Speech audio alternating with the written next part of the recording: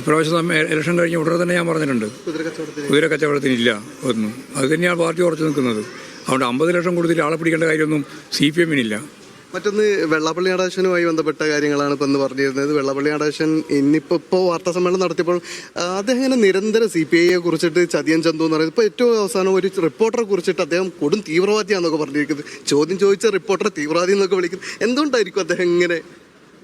അല്ല, അതിന് സംബന്ധിച്ച് ഞങ്ങളൊരു നിലപാട് സ്വീകരിച്ചിട്ടുണ്ട്. അതായത് വെള്ളാപ്പള്ളി നടേശൻ പറയുന്ന മതനിരപേക്ഷപരമായ ജനാധിപത്യപരമായ ഉള്ളടക്കത്തോട് ഞങ്ങൾക്ക് യോജിപ്പാണ്. അങ്ങനെ അല്ലാത്ത ഒന്നിനോടും ഞങ്ങൾക്ക് യോജിപ്പില്ല. അതാണ് കാര്യം. അദ്ദേഹം ഇപ്പം മറിച്ച് നേരത്തെ പറഞ്ഞത് അദ്ദേഹം ഒരു വർഗീയവാദി എന്ന് പറയാൻ പറ്റൂല, 1-2 പ്രസ്താവന കൊണ്ട് അങ്ങനെ പറയും. പക്ഷെ അദ്ദേഹം അങ്ങനെ നിരന്തരം ഇത്തരം പ്രസ്താവന അദ്ദേഹം ഒരു വർഗീയവാദിയാണ് എന്ന് പറഞ്ഞിട്ട് മതനിരപേക്ഷ ഉള്ളടക്കത്തിനെതിരായിട്ടുള്ള ഒരു മാനസികാവസ്ഥ രൂപപ്പെടുത്തേണ്ടിയില്ല. എന്നാൽ വർഗീയ പരാമർശങ്ങൾ രൂപപ്പെടുന്നുണ്ട്. അത് തെറ്റാണ്. അതിനെ നമുക്ക് അംഗീകരിക്കാൻ സാധിക്കില്ല.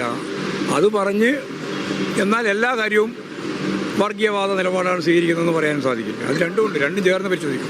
വെള്ളാപ്പള്ളി നടേശൻ എപ്പോഴും ഇങ്ങനെ ചേർത്ത് പിടിച്ചുകൊണ്ട് തന്നെ ഭാഷ സംസാരിക്കുന്നത്. അല്ല, ആരെയും തള്ളിക്കളയേണ്ട യാതൊരു കാര്യമില്ലല്ലോ. ഞാനീ പറഞ്ഞതാണ് അതിൻ്റെ ഏറ്റവും പ്രധാനപ്പെട്ട കാര്യം. ഞങ്ങൾക്ക് സമൂഹത്തിന് യോജിക്കാവുന്നതിനെ മുഴുവൻ യോജിക്കുക, അങ്ങനെ അല്ലാതെ തെറ്റായ നിലപാടുകളെ മുഴുവൻ ശക്തിയായ രീതിയിൽ എതിർക്കുക. ജെയ്സി തോമസ് CPIM നിലപാട് കേൾക്കൂ. വെള്ളാപ്പള്ളി നടേശൻ നല്ലത് പറയുമ്പോൾ നല്ലതിനെ പിന്തുണയ്ക്കുന്നു, ചീത്ത പറയുമ്പോൾ ചീത്തയെ അംഗീകരിക്കാതിരിക്കുന്നു എന്നാണ്. പക്ഷെ കഴിഞ്ഞ ഒരു 3-4 മാസമായി കേരളത്തിൽ വെള്ളാപ്പള്ളി പറഞ്ഞുകൊണ്ടിരിക്കുന്നത് ഏതെങ്കിലും നിലയ്ക്ക് സാമുദായിക സൗഹാർദ്ദത്തിന് ഉതകുന്ന ഒരു വർത്തമാനമുണ്ടെങ്കിൽ നിങ്ങളുടെ ഓർമ്മയിലുണ്ടെങ്കിൽ പറയാമോ? ഇല്ല. അതായത് വെള്ളാപ്പള്ളി നടേശന്റെ പ്രസ്താവനകളെ പരിശോധിച്ച് അതിൽ സർട്ടിഫിക്കറ്റ് കൊടുക്കാനിരിക്കുന്ന ഒരു ഏജൻസി അല്ല കേരളത്തിലെ ഇടതുപക്ഷം അഥവാ CPIM. ഇപ്പൊ നിങ്ങൾ സൂചിപ്പിച്ചു, ഞാനിപ്പോ അദ്ദേഹത്തിന്റെ പ്രതികരണം പൂർണ്ണമായും കണ്ടില്ല. ഓറലി നിങ്ങളുടെ വാദങ്ങളെ മുഖവിലേക്ക് എടുത്തുകൊണ്ട് തന്നെ പരിശോധിച്ചാൽ കേരളത്തിൽ CPIM-ന്റെ സ്റ്റേറ്റ് സെക്രട്ടറി തന്നെ ഇക്കാര്യത്തിൽ നിലപാട് വ്യക്തമാക്കി. അതായത് കേരളത്തിലെ ശ്രീനാരായണ ധർമ്മ പരിപാലന യോഗത്തിന് പർവ്വത സമാനമായ ഒരു നവോത്ഥാന ചരിത്രവും പാരമ്പര്യവും പേർന്ന പ്രസ്ഥാനമാണ്.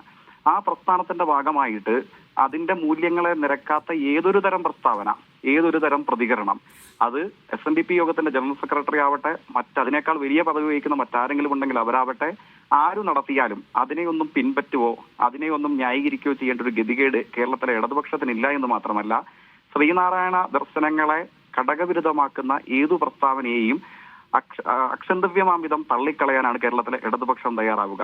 തള്ളിക്കളയുന്ന അല്ല, ഞാൻ ചോദിക്കട്ടെ, നിങ്ങൾ നിശിത വിമർശനം ഉന്നയിക്കേണ്ട ഘട്ടത്തിൽ നിശിതമായി തന്നെ വിമർശിക്കുന്ന സംഗതികൾ കേരളത്തിലുണ്ട്, ആളുകൾക്ക് അറിയാലോ.